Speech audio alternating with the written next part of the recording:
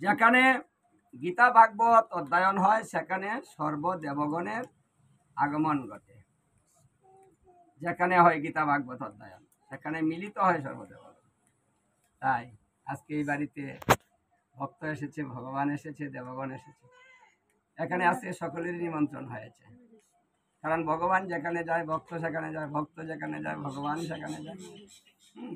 আর দেবগণ বলেছিল যে কলিকালে আমরাও সেখানে যাব যেখানে তোমার গুণকীর্তন হবে, যেখানে তোমার গীতা ভাগবত অধ্যয়ন হবে, যেখানে তোমার নাম সংকীর্তন হবে, যেখানে সাধুগুরু বৈষ্ণবের আগমন হবে, আমরাও সেটাই চলে যাব। এই জন্য দেবতাদেরকে নিমন্ত্রণ না করলেও তারা এখানে চলে আসে। যমরাজ বললেন, হে যমদূতগণ, যদি কোনো গৃহে গীতা ভাগবত অধ্যয়ন হয় বৎসরে একবার, তাহলে সেখানে তোমরা যেও না। যারা সাধুগুরু বৈষ্ণবকে ভালোবাসে, তাদের কথা মানে,